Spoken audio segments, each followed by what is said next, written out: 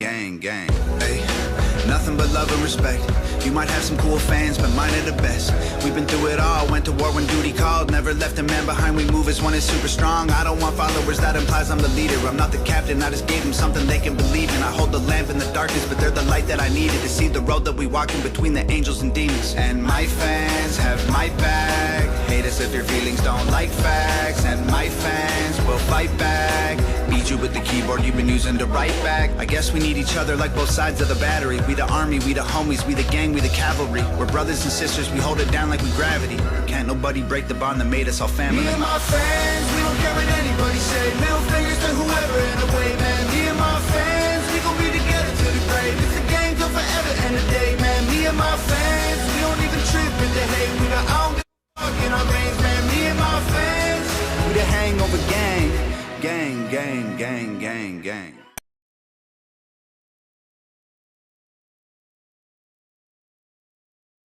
Oklahoma weather can dish out some of the worst punishment in the world. Hi everyone, I'm meteorologist Aaron Tuttle. But now you can fight back by installing Class 4 impact-resistant shingles from Ferguson Roof Systems. These shingles can withstand large hail, heavy rain, and hurricane-force winds, all while keeping your home safe and dry. And the best part? This upgrade is completely free for many homeowners. So call today to start reaping the benefits these Class 4 shingles bring, including a discount on home insurance. Only at FergusonRoofSystems.com.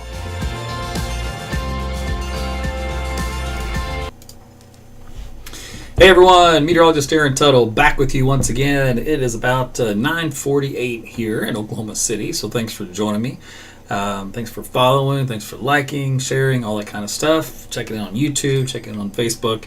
We're getting to your forecast here for today. We'll see what happened out there this afternoon and then what's going to happen as we head into the weekend and for next week. We have some positive news coming at you, even though it's kind of dreary out there right now and very chilly. Man, that wind, even if it's not that strong, it still cuts through you when temperatures are in the 40s. So you do feel like a little bit of a wind chill out there. So speaking of which, we can go ahead and take a look at that. Also, let me post the link again to get my Facebook Live updates if you're having trouble getting those. Several hundred of you have signed up, so you'll need to keep re-opting in to get those directly from me. So if you don't want to miss a broadcast, you can do that. I just posted the link, so make sure you hit the like make sure you click that link, and that'll take you to what you need to do. By the way, thanks for the stars tonight. I see you, David and Tommy. Always appreciate the Facebook love out there. All right, let's get on with it, shall we? First off, it is D. I see you as well. We've got some cloudy skies again, as you can imagine. Rainfall continues to develop out there across the state. Very slow go. It took pretty much all day to get some significant rainfall going here in the Oklahoma City metro area, but that was expected. We weren't really expecting anything but sprinkles until we head into the evening hours, right about rush hours, when it started to get a little heavier, especially the north side of town. Temperatures out there 42 degrees here in my backyard with the wind. Again, not very strong. Every now and then it'll gust a little higher than that, but otherwise it's a little calmer out there right now. All right, well, let's get on with the show as far as what is going on with the radar view. And this is what we've got out there across the state. So you can see how it's a lot different look than this time last night. We talked about the rainfall. Overall across the state, everything's kind of moving from a west to eastward fashion. You do have some pockets of heavier rain. Again, no severe weather, but you will occasionally find a lightning strike associated with this. I did have my Tempest weather station did tell me there was a lightning strike in the area. I think it was about 15 miles away. So that is something that little weather station will tell you, which is kind of cool. But we'll zoom in here. By the way, the numbers on the screen, those 30s and 40s, that's the actual air temperature. So as you can tell, it's pretty chilly. This little guy right here that's got some red DBZ core in it, I imagine that's the one with the lightning strike, and that's probably up there between Cashin and Piedmont. So that's probably why my little sensor went off. So we will get some pockets of heavy rain with that. There's some good moderate rainfall here, Fairview, Enid, heading up toward Billings. Otherwise, light rain here in Oklahoma City, especially on the south side of town. East side just way passed on through. More development out here west, out here toward Yukon and El Reno. So this is just kind of the stage of what will be a wet night tonight into tomorrow morning. If you scroll on over here toward the east, up the turnpike we go to Tulsa area. You can see some moderate rainfall up there and some good stuff there in the Tulsa County area. So all in all, some good light rainfall moving through the state here for this evening. All right, well, tell you what, today the big story obviously was the colder air. We're in the 40s for daytime highs today. We barely got out of the 30s, and most of the Panhandle, there was still one observation there of 39. Southeast Oklahoma, though, they started out the day a little warm. These are actually midnight temperatures before that cold front kind of seeped on in and brought in the cooler air. But regardless, it was a chilly day statewide. And rainfall amounts, like I said, they kind of took a while to get going, but they're there now, and we're continuing to add up. So we're about half an inch up here across the northern counties, so that's pretty good. We'll get some more out of that. We need more rain here, though, in the little areas where it's a little sparse, but we'll get some of that here for you for tonight. We'll show you the rainfall totals expected here in a minute. As far as the front is concerned, it's pretty much cleared the state. It's all the way down now into Texas. So this is all cold air advection that we call it, from a northeasterly fashion. Kind of call this a backdoor cold front. Why do we say a backdoor? Because the winds come in from the northeast. When it's a full bore typical direction, it's either due north or a northwesterly fashion. But when it comes in a backdoor, it oozes, it kind of sneaks up on you. And honestly, this is the pattern you'd want if you wanted an ice storm and or a snowstorm. You want more of an easterly component to the surface wind when that happens. So if you ever wanted for that to happen, that's what you have to root for.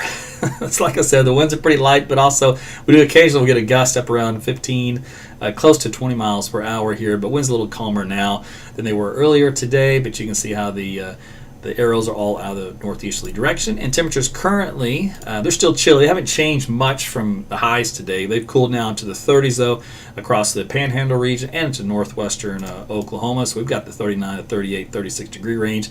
Otherwise, still low to mid 40s from central, southern, and eastern Oklahoma. Exception to the rule, we have a lone 50 down there across southeastern parts of the state. All right, well, what we've got now is a failure to communicate. Well, it's not really, just that popped into my head. What we do have is an upper level disturbance. It's, you can put like a little track of low. It's an area of vorticity or spin in the atmosphere that causes lift that generates some precipitation. We call that an upper level disturbance. So these colors represent that. They're moving on through Oklahoma as we speak. You can see them moving through the state into Kansas and down to the Dallas-Fort Worth area and into North Texas. That little batch of color moves through for tonight through the day tomorrow. We're now to tomorrow night. You can see how it's kind of still moving into Texas, but out of Oklahoma. So our lift is what we got here coming up through most of the morning tomorrow. Then it's pretty much out of here. There is some secondary lift that'll come through here on Thursday evening, it looks like. We talked about that yesterday in the model data. May trigger a few sprinkles, otherwise some cloud cover. And then as far as any big systems go, nothing on the horizon. We're going to get some weak ridging. Ridge of high pressure will build in. What that'll do is it acts kind of like a block to keep storm systems away from our area. So in other words, the active track stays up here, and nothing kind of bothers us for a while until this ridge breaks down. And that usually happens because we'll get a low coming in from the west coast that'll just squash it eventually in this pattern. All right, so as far as what we talked about with any potential snow in the southwestern and south central Kansas, the models continue to back off of that idea. They still say it might be a flake or two, but nothing to write home about. But they really didn't say much to begin with anyway. It was just a really weak signal we talked about. Definitely nothing that would accumulate. But it's just that time of the year we start to watch for that stuff. Meanwhile, here across the rest of the state, we'll put the timeline into motion for you. And we'll go through time. So 10 o'clock here tonight, 11 o'clock, 12 o'clock. You see the pockets of some heavier rain that does move through. As we head into the morning hours, or I should say overnight hours, rainfall continues a little heavier down in southern Oklahoma and North Texas. That includes Dallas-Fort Worth area overnight tonight. And then as we head into 6 a.m., you notice how the bulk of the heavy stuff is now moved out of Oklahoma City metro area. Still into Tulsa, though. Still down south across the Red River into North Texas. By the afternoon, or by Wednesday, 9 and 10 o'clock in the morning, some glorified sprinkles, still some cloud cover. It's about it. We won't get anything heavy up to that point. Let's see, as we go into Wednesday evening, not much change there. Still fairly dry. Can't rely on some sprinkle, maybe even patchy drizzle at some point here overnight into Thursday morning hours. Otherwise, nothing significant or heavy, and I don't see any rain after that from that point forward. Now, what we will have is accumulation of rain is pretty decent. Some areas better than others. It just kind of depends on if you get one of these little streaks. These streaks can end up being about half an inch of rainfall. In some cases, maybe a little more. Like Tulsa, the models seem to like about an inch in your area. Down in North Texas, the most favorable area for more substantial precipitation. Otherwise, lighter stuff out here in western Oklahoma. And then as we talked about the cloud cover, I wish we'd get that out of here, but let's take a look at it. So this is a percent total cloud cover from the model data. In other words, the blue is saturated 100%. So in other words, not a single ray of sun. Now, of course, that's not going to happen tonight. But we'll see what happens tomorrow when the sun does shine. All right, so there's 8 o'clock in the morning. There's a few breaks in the sun up here around Bartlesville, looks like. Otherwise, still pretty cloudy across most of the state. So there's your break in the action up there in the southeastern Kansas. Here's 2 o'clock in the afternoon into 3 and 4 o'clock. So we still stay cloudy here, socked in across central, western, southern Oklahoma. Then here's Wednesday evening. We see some breaks across many areas of the state finally. So some starlight peeking through, but you will notice the clouds hanging tough across parts of central Oklahoma. So the models try to dry out the east side of town of Oklahoma City, but keep them socked in on the west side, say El Reno, Yukon, Canadian County, that kind of deal. And then the clouds kind of hang around through Thursday morning, and then we get a lot more breaks for Thursday afternoon. Not completely rid of them though, but then as we head into Thursday night or Friday morning, we try to get rid of a few more. We're just kind of stuck in this little pattern right now just for the short term. Eventually all this will mix out and we'll have a really decent weekend. And I'm going to show you the weekend forecast here in a second. But let's get to the temperatures tonight. We're going to cool you down, of course. It won't be freezing, but it will be cold. I'll stop this about 6 o'clock in the morning or 7. So we're still in the low 40s up here in northern Oklahoma, northwest, into the 30s there. Let's see, we're going to head on into... Let's go to Wednesday afternoon. I went right past Wednesday afternoon, didn't I? I was so excited about Thursday. So here's 5 o'clock Wednesday afternoon. So we're still in the 40s here in central western Oklahoma. Again, with that cloud cover. Reducing those breaks of sun we showed you. It looks like low 50s up here in northeast Oklahoma. Now, the models had, prior model data had showed that Friday morning was the coldest morning, but also be a little chilly on Thursday. So here's Thursday. We got the 20s out in the panhandle of both Texas and Oklahoma. Matter of fact, some low-lying areas, the models are really dropping down at 19 degrees in the Oklahoma panhandle. That's pretty chilly. Now, we'll have clear skies out there, which is why. And, of course, here, the clouds are saving us. This is what's hosing the extended forecast from earlier. Cloud cover acts like a blanket at night. And if those stick around a little long, they don't mix out, it'll help you out, keep it a little warmer. So that's going to help keep things a little warmer overnight where you do have the clouds in. But look here, Bartlesville, for example, drastic temperature change from there to Tulsa. It's a short drive, but a drastic change in temperatures because you got some starlight here and you got socked in the clouds there. All right, that's on Thursday morning. Thursday afternoon, we're going to warm you back up into the 50s across most of the state. As long as there's no clouds hanging in there, you should be able to hit the 50s. There might be a couple of upper 40s hanging in there. But look at the panhandle, quick warm-up. And they start out into the teens, so why are they in the world? Are they hitting the 60s? That's because they got dry air out there, low dew point values. Big change in the air mass, believe it or not, in that part of the state. All right, so we head into Friday morning. Let's see how cold it's going to be. So there was a brief period there in the 30s, Oklahoma City. About 35 degrees around the Norman area, 5 a.m. So Friday is like one of the coolest, or probably the coldest morning here in central and eastern Oklahoma. I do see some blue showing up in some outlying areas with a little bit of a freeze, even down around McAllister area. So that's where you have the low-lying areas that'll show up, and where you do get the clear skies and clearing out. You'll get some temperatures bottoming out in the valleys. That's how that's going to pan out. Otherwise, any cloud cover will save you. All right, temperatures here in Oklahoma City over the extended. This is the good news I had for you. Remember we had talked about some 70s would be a lot nicer than the upper 60s. And the models continue to produce. Each run, they tend to warm things up just a couple of degrees each day into the extended for some Sunday, Monday, Tuesday, Wednesday. Now, this is my kind of weather. I love this stuff right here. To me, that's perfect. It's San Diego style, right? So here's your taste of California just for a few days here in November. I was going to say October. We're past October. So November can be a pretty pleasant month at times. We can get pretty warm. I've seen days in the 80s, believe it or not, but we can get some really good days in November, and then usually some drastic changes will occur.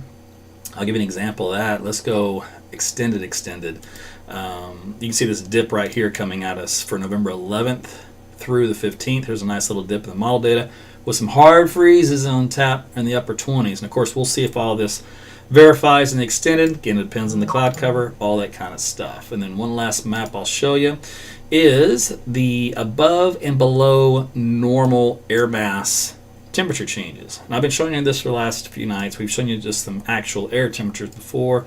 We're going to show you the colors. Deeper the color in the white reddish means warmest. All right, and then that would be about 20 degrees above normal. Where you see the purple, that's going to be about 15 degrees below normal.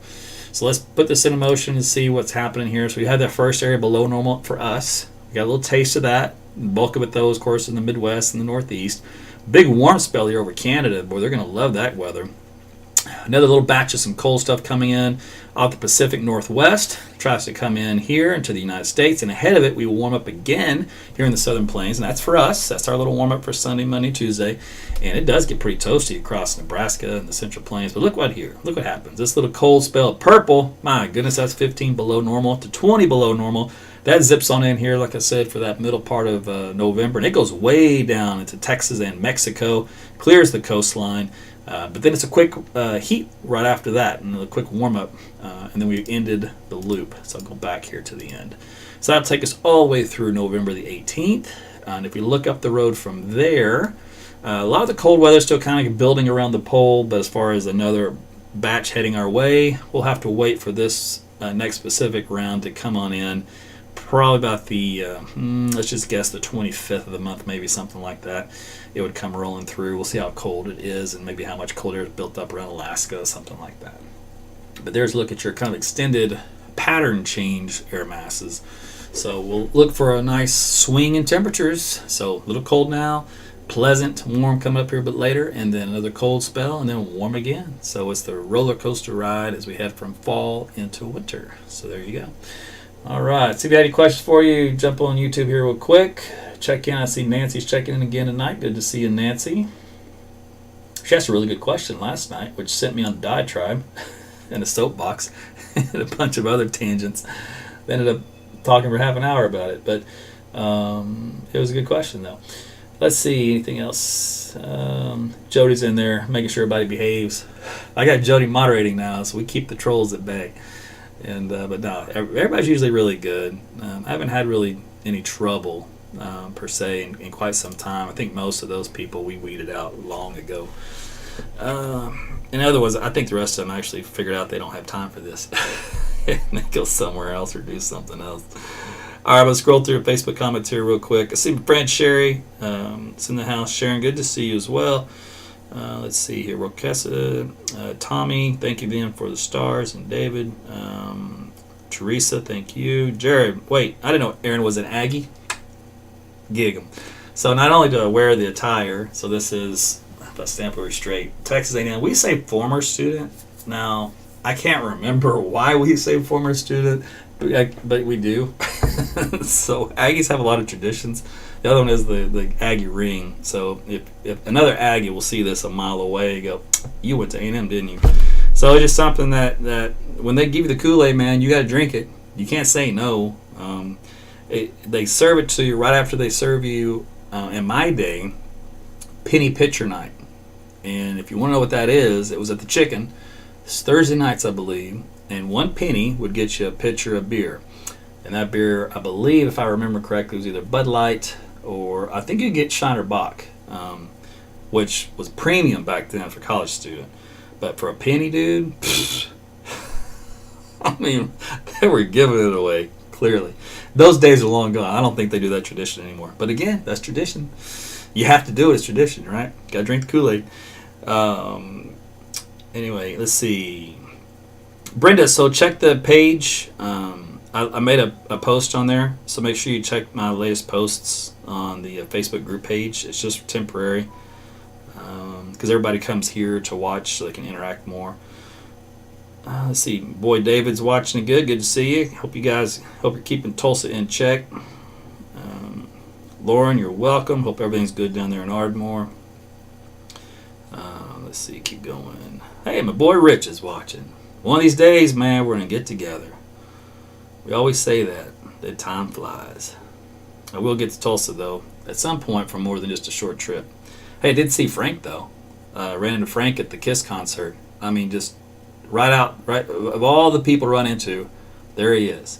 So Frank Mitchell was a meteorologist at Channel 8 when I worked up there with Travis Meyer. So the three of us, and then I hadn't seen him in forever since I left the Tulsa market. Rich still works at that TV station. But it was good to see Frank we ended up seeing him twice. There right before the concert and then right after the concert. I was like, of all the people, man, this is crazy. Anyways, we had a little chat, so it's good. Let's see. Patrick wants to know, any snow on the horizon? No. We did look at a potential for some severe weather, though, with that big warm-up that's coming up. But right now the timing is off. The moisture is a little late, so probably east of us, say like Arkansas, Missouri kind of a deal. We can get to that later. But right now it looks dry for central Oklahoma anyway. The miles, I think the closest the miles may have had it would be like Tulsa and then like points south. So basically the eastern fourth of the state or the eastern fifth maybe even. But we'll see. We got time to get into the details on that. Let's see here. Serena's checking in from Norman. Good to see you. Kimberly. Yeah, Frank and Travis. It was a good time up there. So Frank, he retired from TV just like I did. And now he's in the financial sector. So if you needed any investment strategies or advice or help with that, that's what he does up there now. He still does weather for fun, like I do on the side, just to kind of, because it's in your blood. I mean, when you're a meteorologist, you're a meteorologist for a reason, right? And it's just because it's in your blood. You don't just do this with no passion. No one survives this with no passion. Trust me. Serena wants to know, are we done with tornadoes? That's a good question. I would have to say possibly. Again, those little big temperature swings is in the month of November is when we can sometimes get some action. I will tell you this, though. There's always a caveat. In Oklahoma, we have had tornadoes in every month of the year. We've had them in December, we've had them in November, we've had them in January, we've had them in February. But they're very, very low numbers historically. So it's more of a freak thing than it is a commonality. Our common severe weather season is in spring from about mid-March to mid-June. And it kind of shuts off pretty quick, which is good. We all need a break. And then it kind of kicks up sometimes, not every year, but sometimes there's a mini season in the fall. And as you know, here the last couple weeks here, we had some fun stuff here at midnight to 2 to 3 o'clock in the morning. That was exhausting. But we did, and we had a few tornadoes in those periods as well. Luckily, most of those were QLCS type tornadoes, which are the small, weak ones that form the leading edge of lines of storms, not necessarily supercellular. Those are the big ones usually. So I'll take the baby tornadoes any day of the week, and I call them babies because they're usually EF0s, EF1s, so they typically do minimal damage. Will always have a freak event when you're talking about tornadoes, but we're talking about statistics and a numbers game. That's usually where everything falls in those categories. Look at Kimberly. Look at her. She's got the historical knowledge. December 24th, 1982. So she's on it. And there's funny because there are people in this business that are not built like me in the sense that they can remember everything. Every event, every date, every magnitude. I, on the other hand, am like that all runs together. It's a struggle for me to remember one event from another unless it made some immediate direct impact to me like it probably does to you. Obviously, if you went through some traumatic event, you're going to remember it, right? Well, keep in mind, I track so many events, they all run together, and if I'm not immediately impacted in it, it's hard for me to remember. But I'll give you an example. When I worked at the TV station, I was off after working a long day, come home, go to sleep, and I woken up at, 2 in the morning or something by a tornado siren. All right, well, that's a panic mode for a weatherman because I'm not on duty. I'm like, what, where?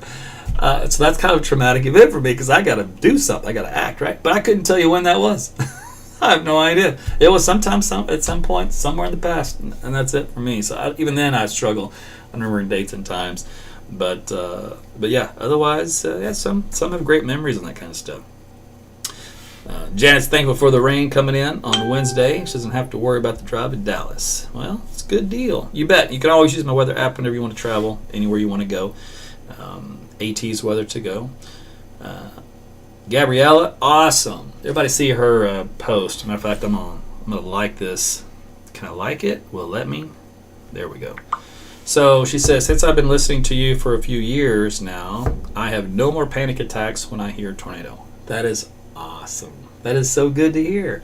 So most of you that follow me already know the story, so I'm going to give you like a really condensed short version. But if you haven't noticed, when you turn on the TV, it's a crazy circus, right? I mean, it's a total production performance. It's total mayhem. It's hyped up. It's anxiety off the charts. And it's all going to happen any minute now. And it's always any minute now, any second now. It's about to happen. It's going to happen, over and over and over and over for hours and hours. And you're just like, oh my gosh, right? You don't need that nonsense. So when I worked at Channel 5 with Rick Mitchell, we were the low-key approach to severe weather. I mean, very low, almost too low. Like Rick would get in trouble for being too low. For being too calm. I'm just like, come on, man. It's not like you need to add to it. The tornado's enough as it is. You really need to go in there and hype it up more. It's a freaking tornado. Should it get it all the attention it needs?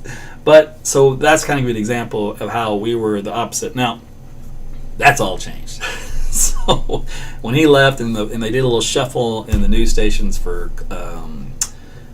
the positions, it's all back to crazy wild, who can outdo each other, scream the loudest, dance up and down, that kind of deal.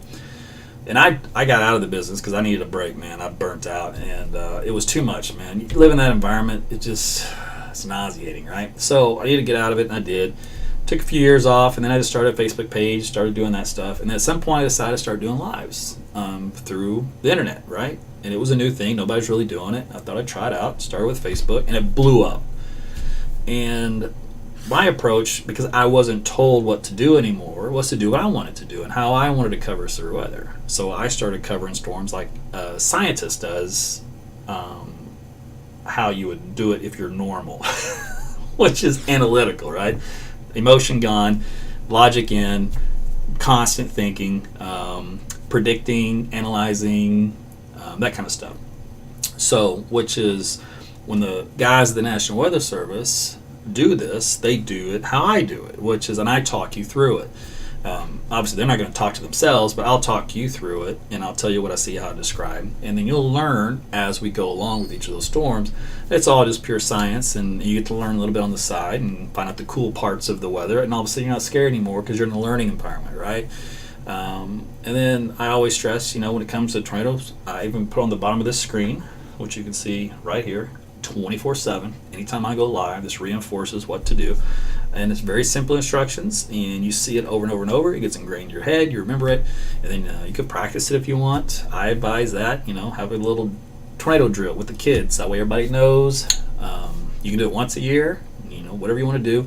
That way everybody knows where to go, what to do, and you can time them. You can make it a game, give them some gold stars, say, good job, you get a beef jerky after this, or a cup of ice cream. Make it fun for them. So what I just did is I just took all the anxiety out of it, and it's almost to the point where I will literally put you to sleep. If I can put you to sleep during a tornado warning, that's saying something. Now, obviously, I'm being a little silly on that part. We're not going to put you to sleep, but that's how calm it is. So that's my approach, and I didn't know if people would enjoy that or not, but they did. So you guys are obviously here, and you spread the word. And how I get reinforced on that is comments like yours, Jeanette, but also I'll get a lot of out-of-towners that have moved in here from East Coast or West Coast. We get a lot of those here in Oklahoma. They wise up and realize this is the place to be. Why? Because the cost of living is like a tenth of what they were paying where they come from. So it makes sense. So it's like all of a sudden they become rich overnight just by moving here. And but when it comes to the weather, they're like, what in the tarnation is this, right? When they turn on the TV stations and they're freaking out. So luckily enough of you are being nice enough to share what I do to them, and then I get to hear from them via direct message, or they'll do a post like this and let me know.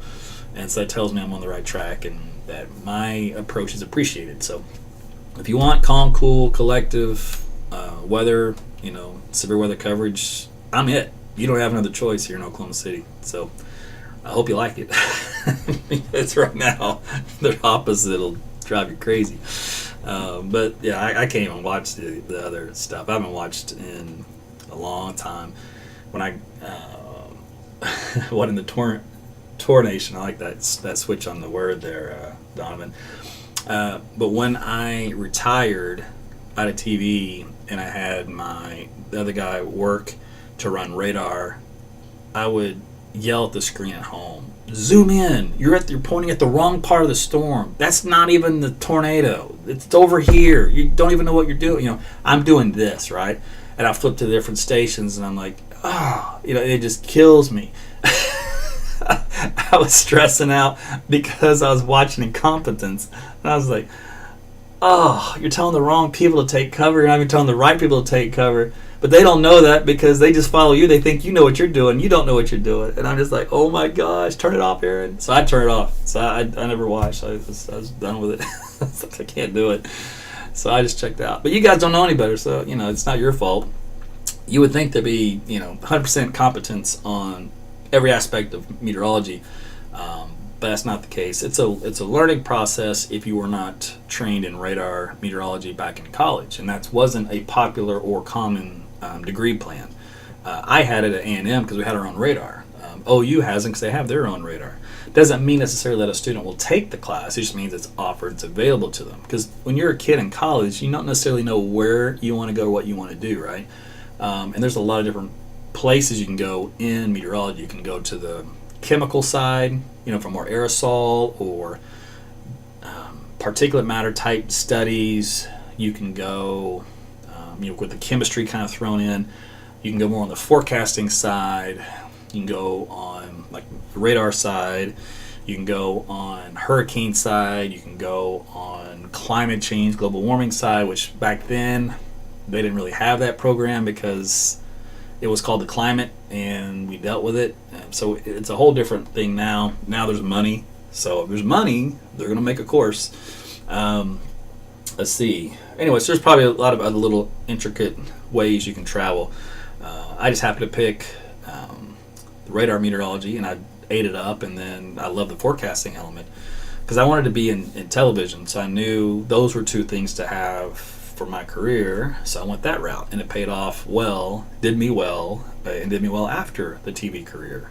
So I'm very thankful I had the opportunity to do that, so I do thank God for that opportunity and for giving me some intelligence to take advantage of it and to behave myself.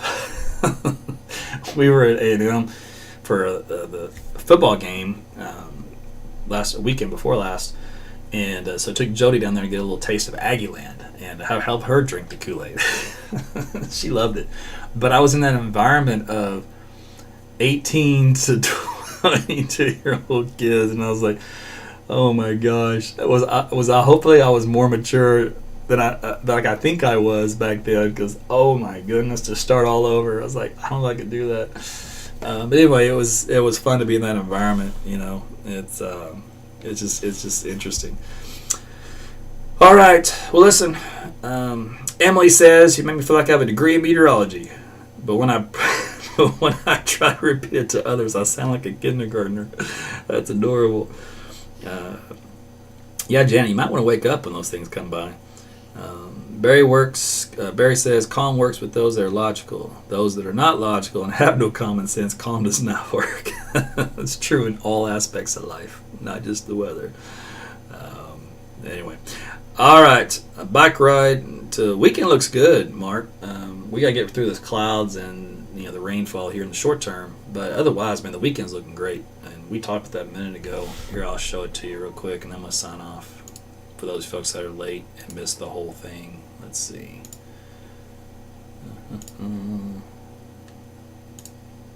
So there you go. So Saturday's a little cool in the morning, 42, but 67 in the afternoon. It's really, really nice. Sunday, even nicer, 70 after morning low, 46. So if you're doing a bike ride, you got to bundle up in the mornings. But if you're going to make it an afternoon trek, you're looking pretty good. So there you go.